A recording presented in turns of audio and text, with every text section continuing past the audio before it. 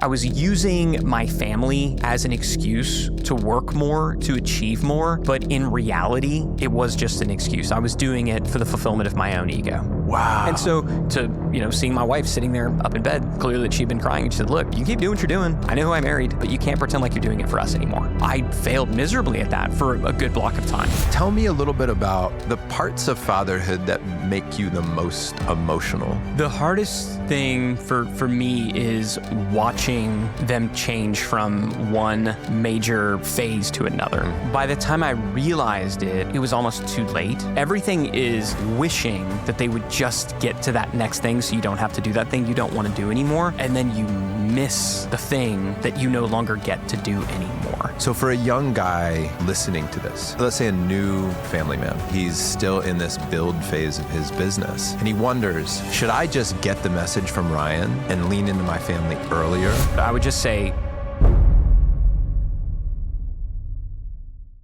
let's talk about your childhood. okay. And just launching off with, maybe what's something about your childhood that might shock people to hear was true for you?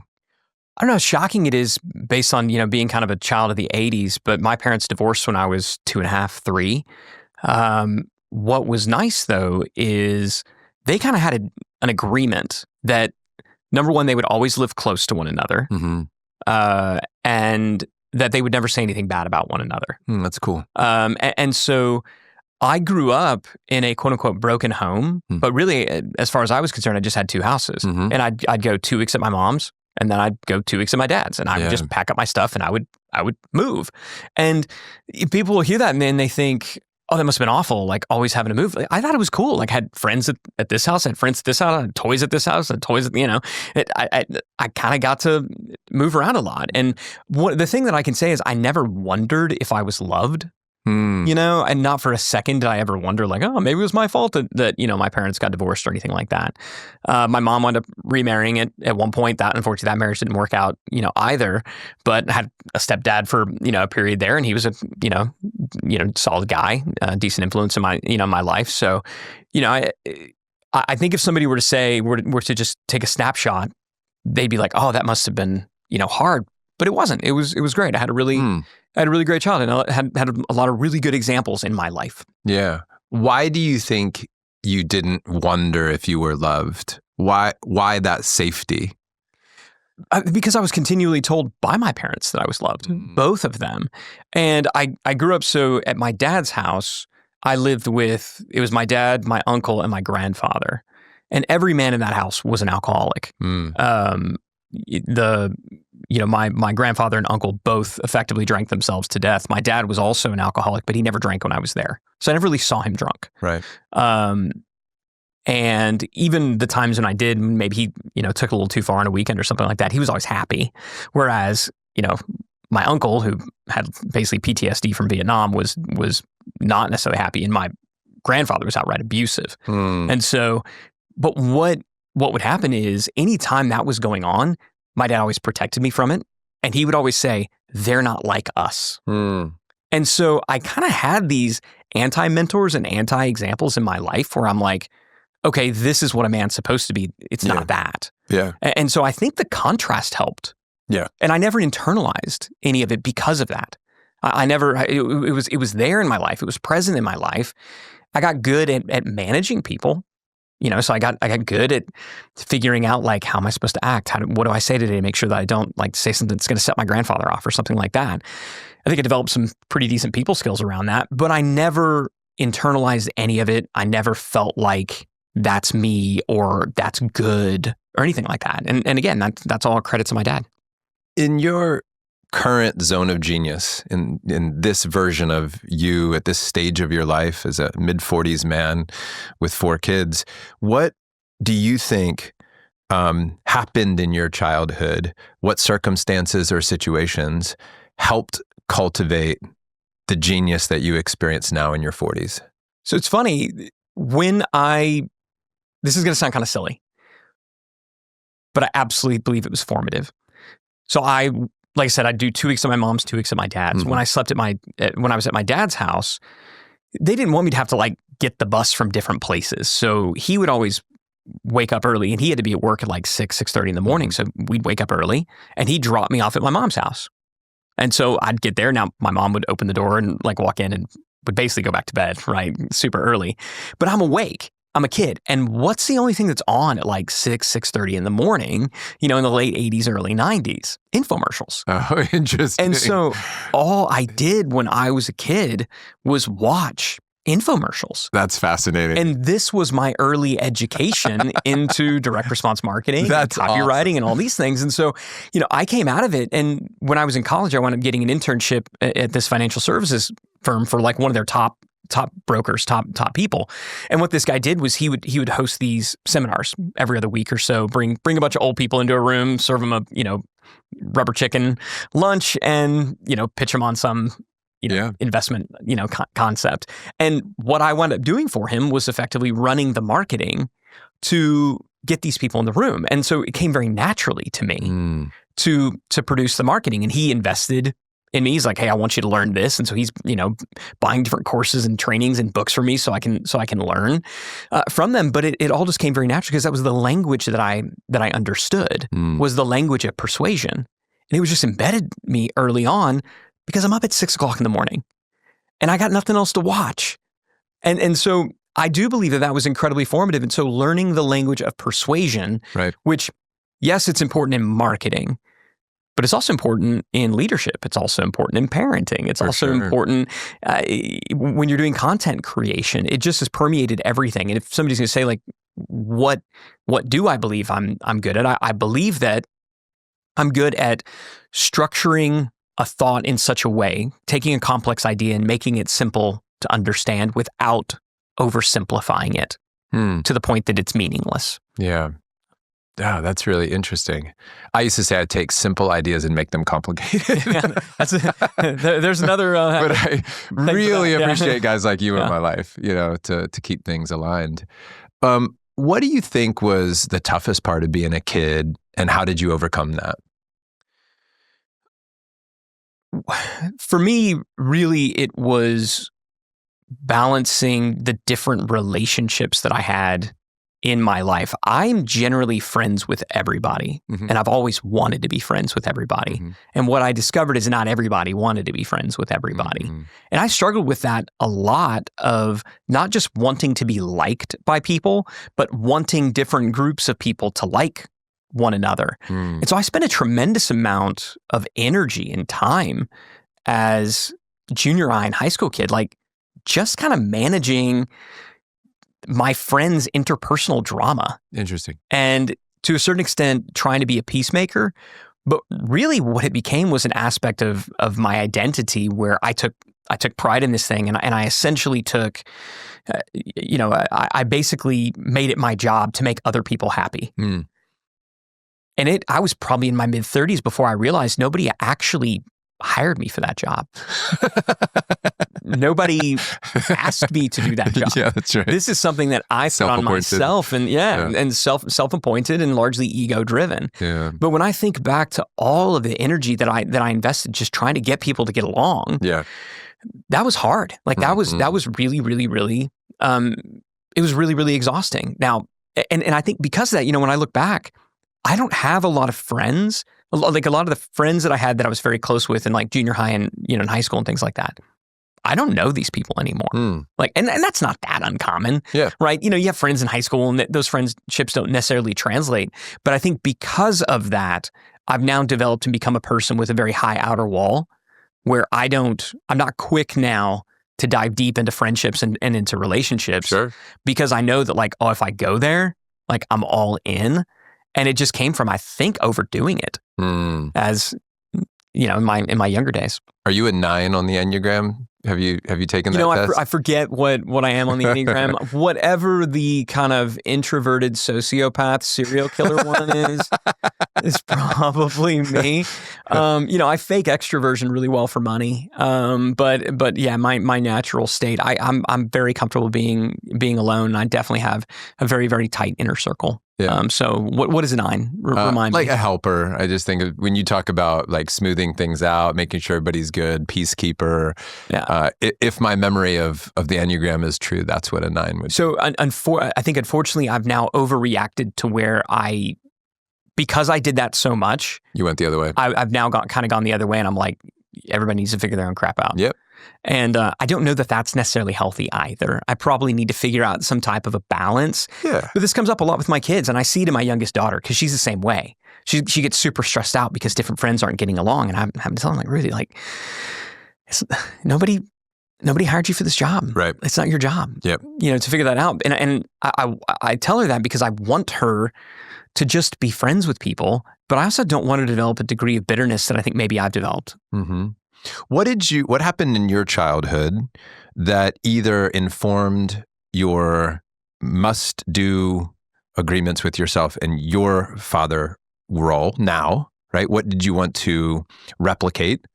And what did you want to avoid or change, break generational patterns of? Well, again, I had a great dad. I have a great dad. He's still alive. I'm speaking of in the past tense. He was at every one of my baseball games and baseball practices. Like, he was always there, and he was always engaged, and he was always involved. And so was my mom, even though they were separated. Like, my people who didn't know me thought my parents were still married. Yeah. Because they still were so active and engaged, in my life. And so that was one of the things that for me, I wanted to do that. Now, full confession, I failed miserably at that for a good block of time when my kids were young, and it was easy for me to see that as an abject failure because I had such a great example in my own life. Yeah. Right. And so that were you feeling because you were just working your ass off? Yeah, man, I was just working constantly. Yeah. And I was working because I was using my family as an excuse to work more, to achieve more.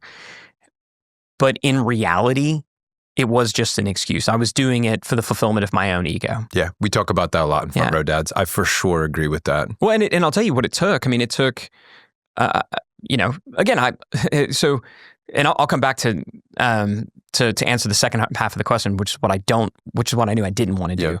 Yeah. But kind of following this path, I started my business in college because I met a girl. Yeah, that's right. I know that story. Yeah. That's cool. And truly, like, I met a girl the first couple weeks. Great motivation. It is, man. It is. It is. I meet this girl and I'm like, this is probably the woman I'm going to marry. Yeah. I don't tell her that because I realize that probably is a little bit creepy after the first couple dates.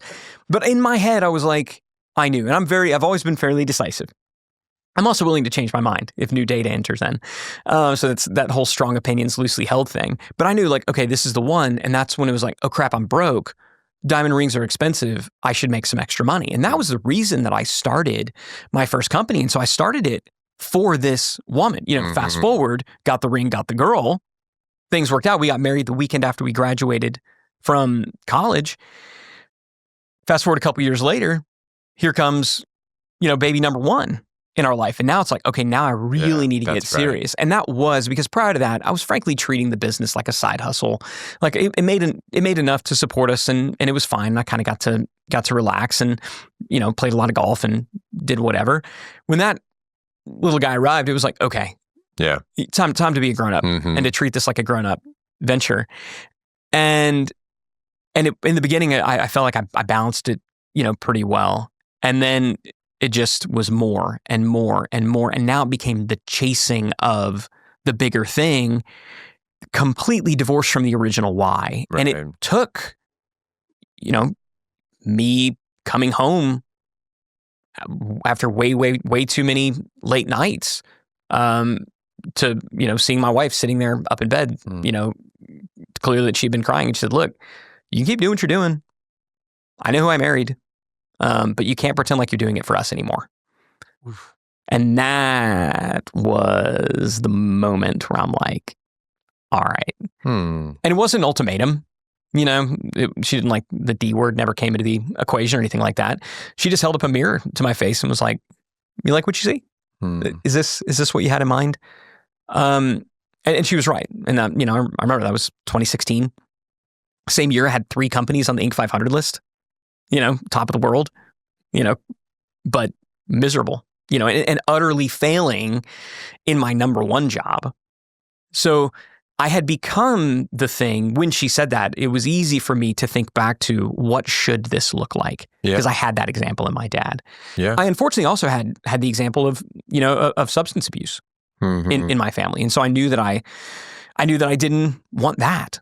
And like I said, I saw it in my grandfather. I saw it in my uncle. My dad, when I was in high school, was arrested for DWI and went cold turkey, completely gave up, alcohol. And so I saw the downside of it, but I also saw a strength in him of just making a choice and being like, well, if that's what it's going to cause, then I'm out. I'm done with it. Yeah. And so I got to see what I should be, and I got to see what I didn't want to be. And I've always carried those examples with me.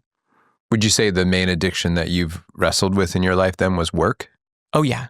Work and pride, really. I mean, so I'd say the main addiction is pride with a dash of seeking security in the worldly things, right? As opposed to being Christian, being a Bible believer. I know where my actual security rests, and yet I constantly seek security in. I'm not a. I've never been somebody to go out and go buy a bunch of Lamborghinis and things like that. Like I've never wanted to, be flashy or anything, but I've wanted to have a giant big pile of money. Like I remember watching DuckTales. You watch DuckTales as a kid?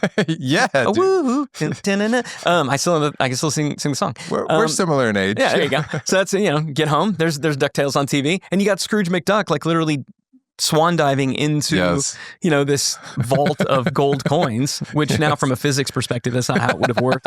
There's a density problem there. But I was like, that would feel good to store up these things. And so those are the two things that I struggle with. But where it manifests itself is in the need to just constantly work. Yeah. Do you feel like you have enough now? Is the pile big enough? You're not like most men. You don't just scroll, you study. You don't just parent, you lead. And you don't just read, you implement. And that's why we made this, a no-fluff, battle-tested list of books that sharpen men like you. Picked by our tribe, proven in real life, these books are going to stretch your mind, fuel your growth, and challenge who you thought you had to be. These aren't just great reads. They're tools to help you grow as a father, husband, and a man. Get the list and all the insights that bring it to life at frontrowdads.com/books. It should be. I mean, if I'm gonna answer it logically, mathematically speaking, of course I could stop. I could stop right now and be fine. Yeah, I could live off the interest, be fine. I have no debt. I've had enough success. I've had enough exits. Yeah, but your question was, do I feel like? And so no, I don't feel like it still. Yeah, I think it's good to have a mission. Yeah, I've seen enough examples in my own life of a man who, quote, retires or stops and feels like they're just, and there's some kind of death that sets in that moment. I never retire. I think it's wonderful to have a mission, to build. And I love when the motives maybe shift. I love when the priorities and the values shift. It's honorable to see somebody's mission evolve over time. A question on this. So for a young guy listening to this, he might, let's say a new family man, right? He's got kids. He's still in this build phase of his business. And he hears your story and he wonders, should I just get the message from Ryan and lean into my family earlier and not try to build all that success so I don't have to, not work so hard so I don't have that conversation with my wife? Or is it just part of the path? And that guy needs to just build, because he could be sitting here saying, well, Ryan got the conversation, but at that point he had 3 businesses on the Inc. 500 list. And so maybe it was worth it to sacrifice that in the beginning, have a rough conversation, but at least you're sitting on a pile of money. If you were talking to that guy now, would you say, hey man, yeah, it was worth it. Bust your ass.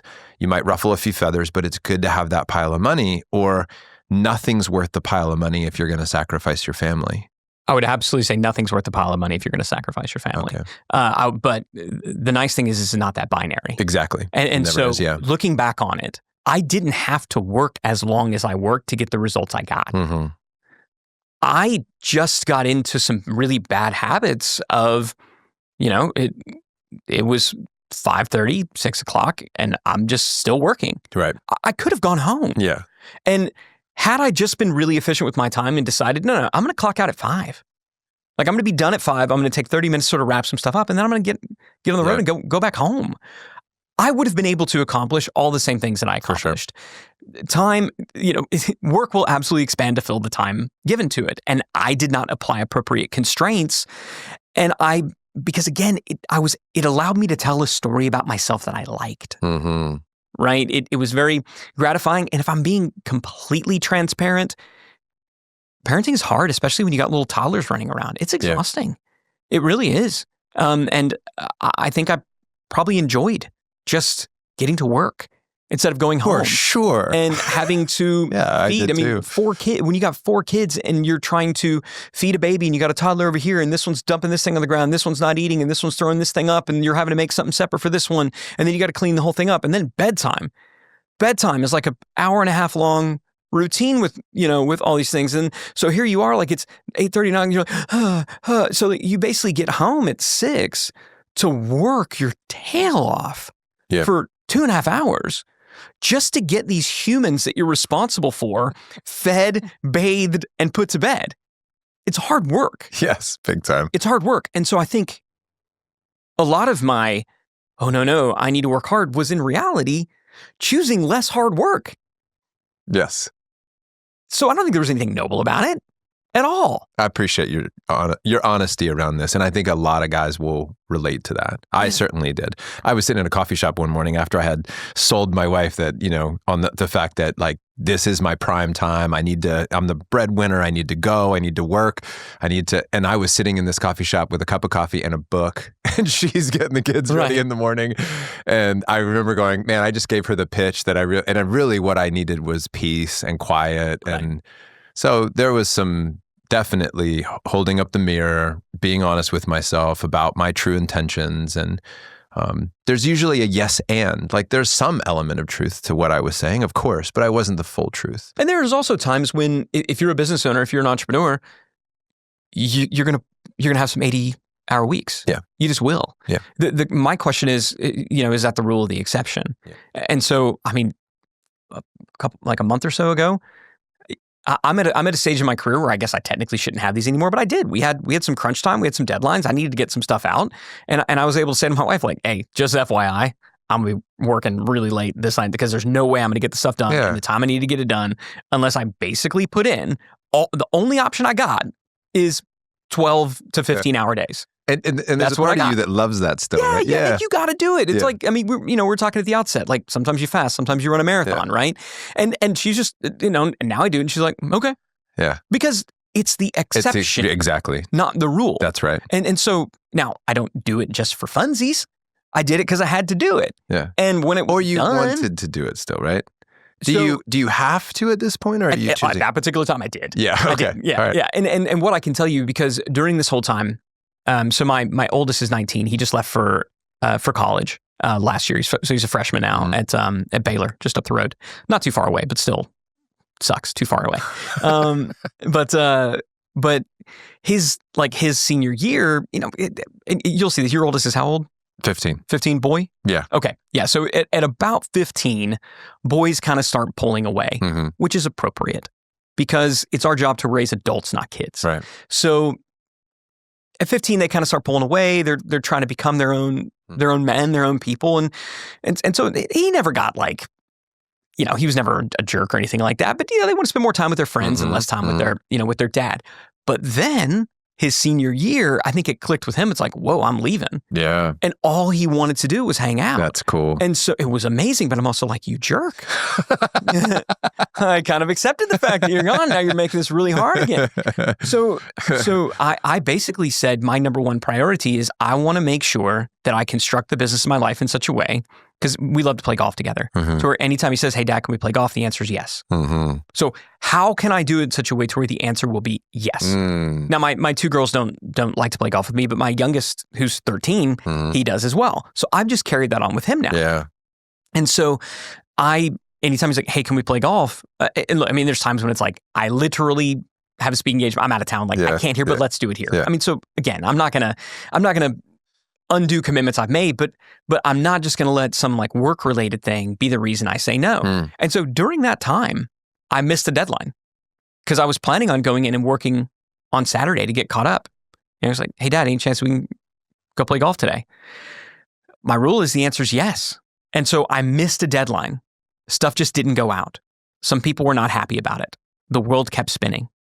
And so I will absolutely go and work, and I'll put in the 8-hour week and I'll pull an all-nighter, but I won't do it at the expense of what will be my top priority at that moment. And as long as I can balance those two things, then I'll give myself permission to, go and work my tail off and enjoy it. What does your calendar look like right now at this season? So again, you have a 13, 15, 17, and 19. Mm-hmm. Okay. What does your calendar look like, in whatever way you want to unpack that question, as detailed as you want or as high level as you want? Yeah. I mean, I generally work 9 to 5. Mm-hmm. I've always gone into an office. I've never really liked having a home office. So I wake up. When my daughter's not sealing our home gym, I'll go and exercise in the morning. I like to wake the kids up, make sure they get breakfast, and I drive them to school. Yeah. And so then I go into the office and I want to cut out and leave around 5:30 or 6 to make it home for dinner. Now, their schedule, when kids you think it's crazy when they're toddlers, just wait until they're teenagers and they all have their own different things. And so, we might have a soccer game over here or a dance recital over here or a band thing over here. And so it's largely dictated by them and their schedule. Mm-hmm. Now I do, at our business, we do, a number of meetings. We might do a couple of events 4 times a year. So those get blocked out. Yep. My wife and I, we like to take a couple of vacations, just the two of us, for a week or two every year. And then the family takes a 30-day vacation. Nice. So just about every June, that's kind of one of my non-negotiables. Love that. We take a 30-day family vacation. And then as far as what I'm doing personally on any given day between that 9 to 5, it really depends on the season that a given business is in. And so I might be in a season where I'm more creating stuff, where I'm doing teaching, training, system building. I might be meeting with portfolio companies and things like that. But so largely, I let the needs of my family dictate what I'm doing off work hours, and I let the needs of the business dictate what I'm doing in between them. I kind of just get told what I'm going to do on any given day. Interesting. And I'm comfortable with it because I think at some point we have to choose our captivity. You're going to be held captive by something, or you're not captivated. And so I'm happy there are people in my life who have given permission to say, you get to put stuff on my calendar, and these are people that I trust. And so there's a lot of freedom in that. That's cool. What about habits, rituals, things that are sacred to you as a father with your kids, things you might say to them, dates that you have with them, traditions in your home? So I mentioned we do a month-long vacation as a family every time. And I'm a big fan. We travel a lot. Is it overseas typically? Is it? Yeah. So we'll go over. I mean, it's about half and half. So one summer we might go to Europe. Next summer, so this summer coming up, we're going to Yellowstone and Jackson Hole and all that stuff. That's cool. It's usually something outdoorsy, something historical, something where they're learning, but where we're having experiences as a family. And so there's that. We're not particularly strict. Like, we're not a sit down for dinner kind of family, which sounds kind of funny, but that is not a sacred time for our family because it wasn't for me growing up and it wasn't for my wife. So food is very much like let's go and eat, but we're definitely going to hang out and talk before bed. Mm-hmm. We're going to do that. We're going to be there in the mornings, but we spend time together as a family on the weekends. Yeah. So I want to make sure that I'm, playing golf with my boys. I want to make sure that I'm, going out with my girls, whether that's, taking them on date night, which they're less interested in doing now that they're turning into young women. A 15-year-old and and a 17-year-old. They're not as interested in going out on daddy-daughter dates anymore. But we don't have a ton of the family rituals. We got a beach house, and so we go down there, a fair bit, and there's stuff that we'll do their restaurants that we like to go to. Is this in Texas? Yeah. Port Aransas on the Texas coast. Oh, dude, I was just about to take my boys there. I haven't been to Port Aransas, but I've heard good things. Yeah, it's great. You must love it. Yeah, it's great. Yeah. And so as a family, we travel together. Yeah. That's our thing. I want to have experiences. My work and my business is such that, I'm able to travel. My wife traveled a lot as a kid. I didn't. I grew up, our vacations were going camping down by the river. And so I love to be able to share these different destinations with my kids. My daughter this summer is going on a Europe trip, like the senior Europe trip. And it's cool. I love that she's getting to do that with her classmates, but it'll be her third time. Yeah. Going to Europe. And so she has these experiences, and now she's gonna have a more worldly perspective that I know I didn't have growing up. And so that's kind of our thing. We want to travel as a family. When I travel for business, certainly if I'm being paid to speak somewhere, I get a speaking fee plus 2 business class tickets because I want my wife to go. Yep. And so we make a habit also of leaving our children fairly regularly so we can go places together. And I remember they would be upset, sometimes because my mom watches them. She lives close by. And, frankly, they like her better than us anyway. So it's not like they're abandoned by any stretch of the imagination. But they would they'd get upset. And I was like, I know you understand this, but this is really, it's good for you that your mom and I go and do this. Yeah. You don't understand that now, but you will. And now what they see is mom and dad leave, but mom and dad come back. Yeah. So they never feel abandoned. They never, and I made a point of never buying them presents when I was gone. Because I didn't want to celebrate the fact that daddy left kind of thing, or that mom and dad left. So we usually don't, if we go somewhere together, we'll get them something to commemorate this moment that we had together. But I don't see it as, I never wanted to be seen as like a guilt offering kind of thing. Yeah. So travel is probably the main tradition. What's one of your favorite European spots that you've traveled to as a family? When we went to Venice as a family, the kids just loved. Crazy cool city. Just, there's nowhere else like it on earth, right? And so being able to hop in these boats and go all around, their minds were absolutely, blown. But we also had a ton of fun when we went to Germany and Austria. Because we have this great guide there, somebody who's basically become a friend because we've been there enough times, and he took us to a lot of local places, and we got to hang out with his family. And so just seeing my kids playing soccer with local kids, and getting to run around was. And is that because your ancestry is in that region? No, just because I've never connected with any of my family back in Germany. It's just we happened to, when my wife and I went there one time, I'm a big fan of him when I go to a place the first time I want to hire a local guide. Yeah. And I want it to be private. Definitely. And it's take me to all the places, let me see all the things, so that when I go back, I'm somewhat educated. And so we had gone a couple times. I'd done some speaking engagements, in Germany. So it was tourists around. So when we went back as a family, we went back with this same guide that had taken us. And it was just hanging out with the family. So it's really hard to pin it down to any one thing because there's just so many amazing, so many. I'll tell you my favorite place for my wife and I to go. We love Spain. Love Spain. Spain is the only. I'm not a napper. I can nap in Spain. I'm a huge fan. You're almost required to. Huge fan of the siesta. The first day I'm like, this is stupid. I want to go do stuff, and then I'm like, maybe I'm taking a nap. Yeah. Oh, that's cool, man. Have you ever done a river cruise? Never done a river cruise. We've talked about that being something that we're gonna try. I didn't want to do it with the kids. Yeah. And because I just thought that they would just frankly go too crazy and drive all the old people nuts. We did it with our kids. Did you? How'd it go? 2 years ago. It was awesome. Yeah. We did one of those the yachts that cruises down the river. Yeah. We went from Amsterdam through Germany and France and ended up in Switzerland, and it was awesome.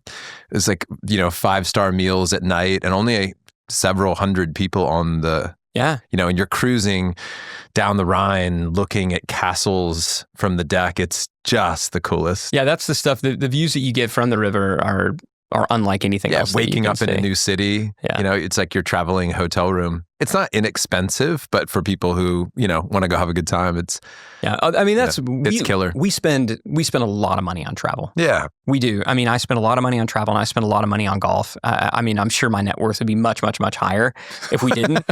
But, those are the things I'm happy to spend money on because I don't get those days back. Yeah. What course do you want to play that you've yet to play? I mean, Augusta, obviously, would be amazing if you go play out where they play the Masters. That would be the dream course.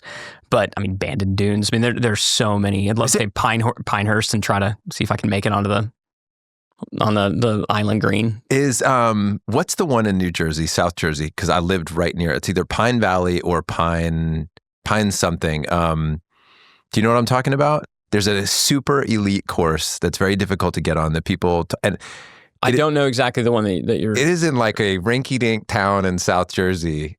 Our home used to back up to the course, and I couldn't believe people would tell, like, it was a course of legends of people trying to get on this. To me, there's almost nothing better than just a beautiful golf course. Yeah. I mean, it is one of those things that I think is just a perfect picture of like human absurdity. Like, let's take these gigantic tracts of land and like, let's, Robin Williams has this whole stand-up bit, R.I.P., where he talks about just the ridiculous absurdity of golf. Because it's the stupidest game in the world. But it's the one time where it forces me to slow down. You really can't race your way through it.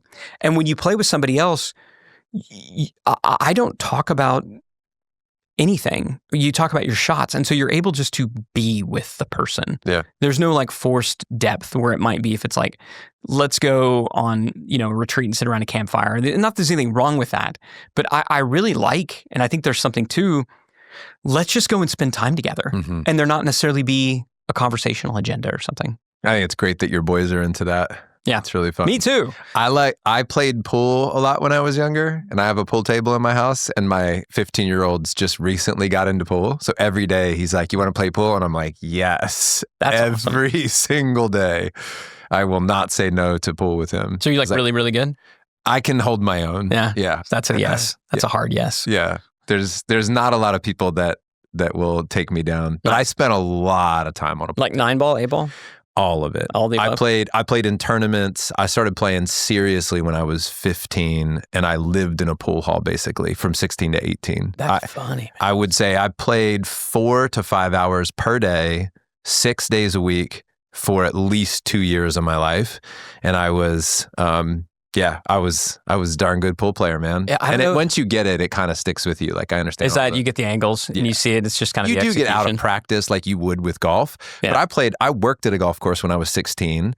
I got free lessons from a golf pro, right? I hit buckets of balls every single day for a year of my life. Yep. And I can pick up the club right now at 49 and I'll swing, and you're like, shit, Jon, you got a great swing. I will probably hit the ball 260 straight down the fairway with a little draw to it. Nice. And then I will shoot a 9 on that hole. Yeah, perfect. Yeah, I mean, it is definitely not how far. Because I definitely have the swing, but I do not have the practice. Yeah, the biggest mistake that people make in golf is they make the mistake of getting good. Yeah. I almost made that mistake one time. If you just say like I'm gonna feel really, really good about trying to break 90, and that's just kind of where you live, you'll enjoy it forever. Yeah. If you make the mistake getting too good. Yeah, I don't pool. I'm okay at shuffleboard. I'm oddly good at darts. I'm oddly good at any bar sport. I think because I come from a line of derelict rednecks, it's in my blood. I can usually hold my own. Cornhole. Yeah. Those are good. But yeah, pool's never really been my thing. I want to ask you a couple more questions about your family life. Yeah. By the way, this is really enjoyable. I'm loving getting to know you, man. This is cool. Tell me a little bit about, the parts of fatherhood that make you the most emotional, and either that's from the standpoint of maybe fear, or maybe it's just deep, deep love. But like, what gets you super emotional about being a dad? And it could be in any season, currently or in the past. The hardest thing for me is watching them change from one major phase to another, and realizing that I'm never going to get that back again. Yeah. And by the time I realized it, it was almost too late. Because when they're babies, you just wish that they would stop squirming around so much so that you could like change their diaper or whatever, and like they wouldn't just like wail through the night, right? And then they finally do start sleeping through the night, and then you're like, I just wish that, you know, they could go to the bathroom on their own, so I didn't have to change that. I wish they could just like, everything is wishing that they would just get to that next thing so you don't have to do that thing you don't want to do anymore. And then you miss the thing that you no longer get to do anymore. Mm-hmm. And so for me, it now, like this morning, my youngest, who's 13, I'm trying like hell to get these kids out the door for school. I'm like, come on, let's go. And all he's doing, he's got like this foam axe thing that he's swinging around and is just like going nuts. And I'm like, damn, you're killing me, dude. Come on, like get your shoes on. Like, let's go. And it hit me in the moment, like literally. And I don't know if it's because I knew I was going to be talking to you, David. Like it hit me in the moment. I was like, there's going to come a time when he's not going to be bringing the foam axe downstairs anymore and swinging it. He's going to be too cool for the foam axe. This phase will be done. And so those moments, those transitions and that realization, I think is the hardest, because it is loss, and it's hard not to mourn that. Totally. But if you do your job right, like it's so unfair. You know, it really is just so unfair that like if you do your job right, they're supposed to leave. And they're supposed to not need you anymore. Yeah. And I think the hardest is seeing them pull away, do it successfully, and balancing the joy with the sadness of that, and not really knowing what to do with it. And I can tell you right now, both my wife and I, we talk about a lot, you know, we're staring down empty nesterhood. Yeah. Which means I'm about to get laid off from like the greatest job ever. Because I'll never not be a dad. But there's no doubt that it changes. Yeah, there's an evolution. Yeah. And I know that I'm going to mourn that. I mean, when one of them left, the house felt empty all of a sudden. Mm-hmm. I got 4. One of them left. So still 75% of them running around. And it was all the loud ones, by the way, that were still there. But it just felt so empty. Yeah. And so I think definitely the part that gets me the most like emotional is that, because it's not just sadness, but it's definitely not just happiness. And figuring out how to balance those two is really, really, really tough. Yeah. If your kids were asked the question, what's dad's brand? What would they say? And I'm going to quote you, by the way, of like, what's your customer saying about you when you're not in the room? Yeah. So what are they saying about dad when you're not there? One thing that I've heard my wife say a bunch of times, especially to my girls, but she says to the boys as well, just in terms of what to be. She said, I fell in love with your dad because he loves God, he's a hard worker, and he made me laugh. And so she's like, look for somebody who does those 3 things in that order. And so I would like to think that my girls would say that. I think my brand to my kids is I'm a hard worker. There's a time when I would have bristled under that because I knew what hard work meant. Mm-hmm. In the past almost 10 years, I feel like I've gotten a lot better and more balanced. And so the type of hard work that I'm demonstrating now, balancing hard work with, I'm also at all their stuff. And so I wouldn't so much bristle at the fact that they think of me as a hard worker, because what they now see as being a hard worker is, I believe, an appropriate, healthy representation of what hard work is, not a workaholic, which is what I was when they were frankly a lot younger, and just mercifully don't remember. Most of them don't remember when I was going through that season when I was just working constantly. Thankfully, the kids were so young, like they didn't realize that I was necessarily gone. They don't remember. At least they say they don't. Yeah. Maybe they're just being nice to their old man. Yeah. So. Do you cry? Not a ton. When's the last time you cried? I cried like a baby the week, just about every single day, the week before my oldest left for college. And all I could think saying was like, it was just so fast. How is this so fast? Dude, I feel myself getting emotional thinking about Tiger, man, being almost 16 and it's hitting me big time. Yeah. And so every now and then, I've got my phone is set up to where just a different image will come up, on my phone every day. And invariably it's one of the kids, because I only ever take pics of the kids and family pics. Like I don't take pictures of really anything else. And so just seeing one of them every now and then, it'll catch me. It's like, oh wow, like seeing these little faces. Because again, it's balancing this. I think it'd be easier if it were only sad, right? But it would be easier if it was only yay. But it's this balance of the two where you do feel as a parent, as your kids get older, as they progress to the next stage, you do feel a profound sense of loss and pride. Yeah. And I think just the dealing, the pull of both of those things just definitely gets me. Definitely gets me sometimes. But now I wouldn't say I'm a crier per se. I know people that are definitely. I don't think there's anything wrong with it. It's just that's not usually how I've. Yeah, lots of ways to express emotion. Prior to August 4th of last year, when I experienced the loss of Jon Vroman, I wouldn't have said I'd cried a lot at all. Yeah. And I cried more since then than I probably have my entire adult life. I definitely cried more that week than those 7 days, and I probably cried the previous 17 years. I can remember vividly. I can remember crying. I got a call. I remember it was a Sunday night. And I got a phone call, and it was from my accountant. And I now know, by the way, it's not good when your accountant calls you on a Sunday night.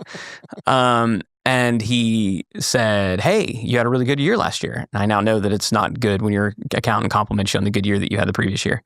And that was when he's like, "Have you been setting aside quarterlies? Have you, because you owe the IRS like a lot, and I didn't have it." Yeah. And that was one of the few times in my adult life that I can, remember crying because I felt like I had so failed, as a husband, as a father, as a provider, because I thought we were effectively bankrupt. Yeah. So, do you ever lose your cool? Do you ever absolutely just, not yell? Not often. Yeah. Scream, yell. I'm not a yeller. Act like a child. No, I'm not a yeller. And maybe that comes from, seeing people in my life yell. I don't raise my voice when I get upset, and I have no patience for those who do. So one of the things that my kids, if they ever start yelling, is like, we can talk, but you're not allowed to yell. Mm-hmm. Certainly not allowed to yell at me. Mm-hmm. Better not yell at your mom. I don't like they know not to slam a door. Mm-hmm. I slam a door, I go up there, you are not allowed to slam my door. This is my door. This is not your door. So I am not one, I don't like violence. Yeah. And so I don't like yelling. I don't like slamming doors. I don't like throwing stuff. I don't get into that. If someone makes my wife feel threatened or uncomfortable, I will lose 100% of my, I have. I don't on the kids, other people. Well, not so much. One time my oldest son, when he was much younger, made the mistake. I remember my wife made him a peanut butter and jelly sandwich, and she had the audacity to use crunchy peanut butter instead of smooth, and he was like, "I don't like this." I don't know if maybe he was like 8 or 9 or something like this.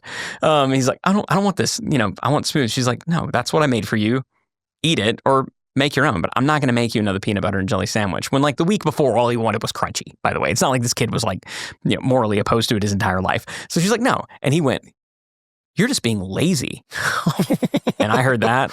And boy, he still remembers. That was the last time he said that? Yeah. I can say, I literally had to pick him up, set him in his room, go in the other room, settle down, and then come back into his room and discipline him so that I would not destroy absolutely destroy my child. But no. I remember there was one time, it was I don't know if you want to call it a fan necessarily, but somebody who was following me on, really wanted to get connected with me. Somehow got my, somehow got our house numbers. This was years and years ago when, the phone would ring at the house and you would answer it. So that's how long ago this was.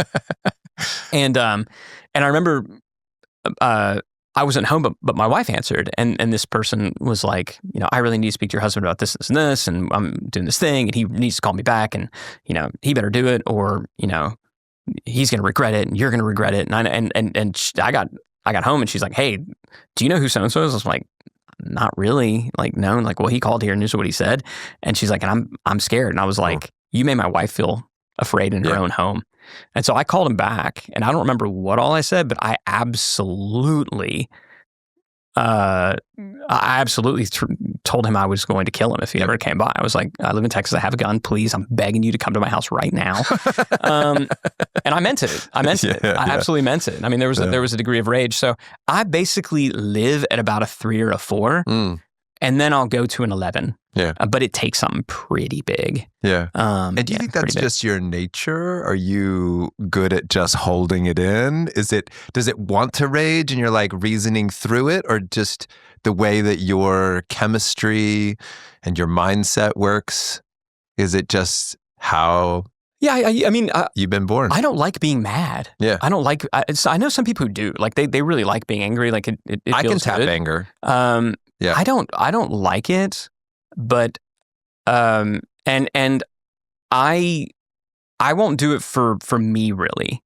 So people will say bad things about me, and I've never really. But standing up for the ones you love. Yeah. For them, for friends as well. Yeah. I've had people come after friends, and it's like I'd be the person who, and I mean, look, I'm like 5'6", don't weigh anything. I'm going to get my butt whipped pretty easily. But somebody messes with one of my friends, I'm the guy who's like head first, like diving in to do it. Not going to be helpful, mind you. I'm not going to win. I still want you on my team. Yeah, right? but I'll be the one. Yeah. Like if somebody, I am loyal to a fault. Yeah. And so if we're friends and somebody comes after you, like, then I'm all in for better or worse. And my family 10x that. Yeah. So, but yeah, it takes a lot. I think in general, I assume everything is going to work out just fine. Yeah. For me, and so I don't sweat it that much. If it's me, I can take a lot of damage. But yeah, I don't.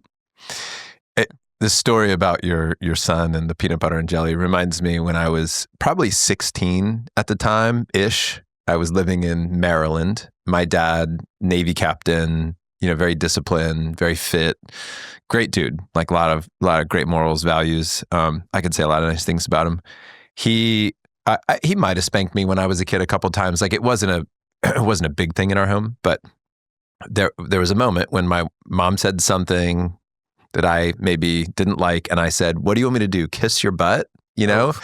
He walked upstairs. I was in the bathroom, and he opened the door, and he was trembling, and he picked his fist up like he was going to punch me, and he just held his fist up in the air, and he said, "If you ever talk to my wife, that way again, I will knock you out." It's literally what I said to my son. I said, "You will never talk to my wife that way." Yeah. There's a very interesting dynamic that changes when it's like, it moves from your mom to my wife. Yeah. Well, the kids know where they fall in the hierarchy. Yeah. Like I make it very clear, like I love you more than anything I'd give my life for you. I like your mom better. Yeah.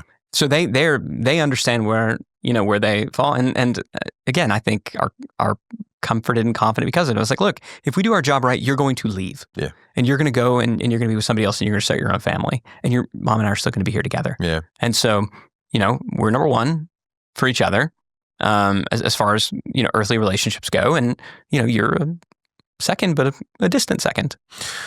Okay. So 2 final questions here on this family piece. Best advice for dads. What is it? I'll give a kind of a broader one, and I'll give something that's way more just practical, tactical. So, I mean, in terms of just broad advice, be really intentional about the non-negotiables that you're going to have, and what your defaults are. So, if your default is, I'm going to leave, be at home every day by this time, then make that your default. And make sure that violating it is the exception, not the rule. Mm-hmm. And so have defaults, be intentional about your defaults. Like, so my default is, son asked me, can we go play golf? The default answer is yes. There needs to be a really good reason for it not to be no. So get clear on what your defaults are. And and be intentional about those defaults. Have default settings, though. Don't simply make new decisions every day about the same stuff that's going to come up all the time. Are you going to be the dad that, coaches your, kids' teams? Or are you going to be one that's on the sideline support? Like, I'm not saying that one is good and one is bad, but like have a default setting and be intentional about it. I'll also say, as a very kind of practical thing, show me your calendar and I'll see your commitments. So when things got out of whack, when my wife basically held that mirror in front of my face, right. There was nothing that was going to instantly make all the workload go away. But the one thing that I knew that I could do is I could go to her and I could meet and I could say, okay, this is my calendar. Let's block off when we're going to do stuff as a family. We don't have to know where we're going to go, but let's block it off. Let's block off when we're going to go and do stuff. Let's block off date night. Like, let's just go and have these things blocked off and do that in collaboration with your partner. Do that in collaboration with your wife. Do that in collaboration with the mother of your children. And if you let them have first dibs on your calendar and everything else fills in after that, you're going to find that a lot of things take care of themselves. And so that's just something that we've always done. Now, between Christmas and New Year, my wife and I have a standing meeting. We get together and we block off calendars. We don't have to know where we're going, but we block them off. Totally. We then reevaluate in the summer when we're doing the summer trip and so we're always kind of planning on a rolling, 6 to 12 month basis. Those two things I would say are going to help you more than most. If I said, what's your best advice on marriage, would it be the same or similar? I think my best advice on marriage would be to work really, really, really hard to figure out what your wife, for her, feels like being loved looks like. Yeah. Because it's almost certainly not what you think it is. Maybe what comes easy to you, right? It's never what comes easy to you. You might as well just assume it's the inverse. It could do the opposite. But if you can just work really, really, really hard, and the thing is, you can't ask them because they don't really know. Mm-hmm. And so it's not even necessarily a game, right? That you have to play. Like, they just don't really know. Yeah. And so you have to kind of try different things and just see what happens. And so maybe it's buying flowers like once a month. Maybe it's doing some work. And then there's, books like the 5 Love Languages and things like that I think can provide some insight on this. But if you can figure out what it is that your wife sees as being loved and just practice at that like crazy, everything else has a way of working out. I think it's in Galatians that, the mandate is husbands, love your wives, wives, respect your husbands. And it's not because wives shouldn't love their husbands. It's not because husbands shouldn't respect their wives. It's because men are generally good at giving respect, bad at giving love. And so oftentimes what we do for our wives is seen as, we're being respectful. It's the way that we would, that we're mirroring the way that we would like to be loved. Right. Because for us, love equals respect very often. And that's not the same for them. More times than not, love is going to equal sacrifice. And so seeing what that is going to be really, really important. And then, as a tactical thing, probably that's going to need to show up somewhere in your calendar. And how does your wife show you respect? Or how do you feel respected? She says it. Words matter. Yeah. She says it, and she doesn't say it every day or anything like that, but she'll say thank you for working so hard for our family and for, providing so much. And there's little things like every morning I wake up and I make her coffee, right? But she always finds little things as well, to she'll make the bed, and do these little things that we've never talked about it, but in 20 plus years of marriage, there's been enough signals. If you're paying attention, you're going to figure out the things that other people appreciate it, and just keep doing those things. And I firmly believe that in marriage, if all your focus is as a husband, how can I love my wife? How can I love my wife? How can I love my wife? How can I love my wife? If you will do that, and if you will go first, that respect and everything else will come back to you. You don't have to ask for it. It will do it. They're so much better at it than we are. You got to go first. Now, if you're doing it, and it never comes back to you, then either you're doing it wrong or probably you need to go into some type of counseling because maybe there's some deeper seated issues there. But if you do it early, trust gets built and hopefully you never get there. Yeah. Yeah, I really appreciate you opening up about your family.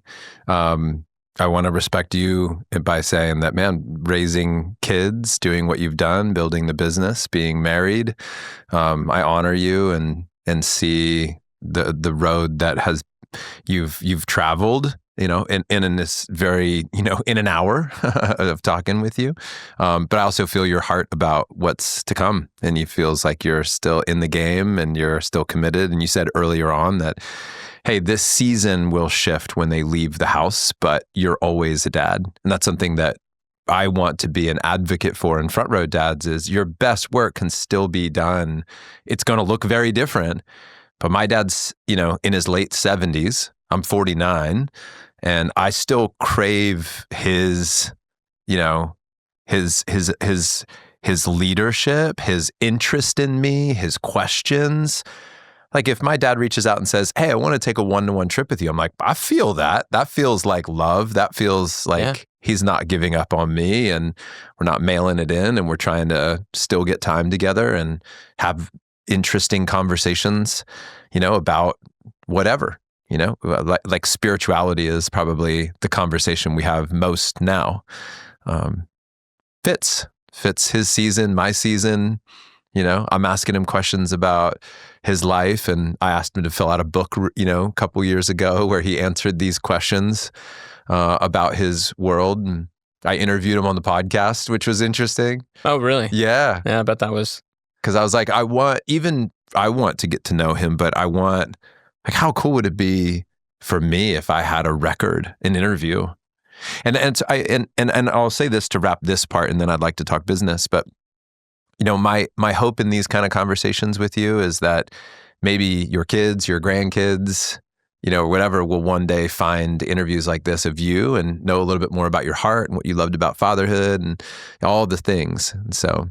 Yeah, thank you. Yeah, I hope my one wish is that my kids have the same feeling that I have, which is they never wonder if they were loved. Yeah, and I feel like if you can accomplish that as a dad, you're probably, you can get a lot of things wrong. Yeah, dude, I was driving my kids to school this morning, and I looked, I was at a traffic light, and I do this almost every morning. I would say 90% success rate. I turn around and I just look my 10-year-old right in the eyes after I drop my 15-year-old. I'm at a traffic light, I turn around, look at him, and I'm like, I love you so much. And my favorite thing in the world is when he looks at me and he goes, I love you so much too. Like it is the favorite part of my day. Yeah. Is pausing, just like looking at him, put my hand on his knee, and I'm like, I love you so much. Yeah. Yeah. Dude, it's so simple. And I always want to make dad life so complicated. I'm like, if I just write a letter every, and I sometimes but the little simple. And I love this idea that you just shared about if my kids just know that they're loved. We were talking about Hal prior to recording, but Hal was talking about his dad, Mark, is a great guy. Yeah, Hal Elrod. Yeah, sorry, Hal Elrod. A lot of people on the show know we've talked about him a lot, a great friend. But he was saying, he's been in Front Row Dads since the beginning. So he's been in Front Row Dads for 8 years. He's been to, many of our live events.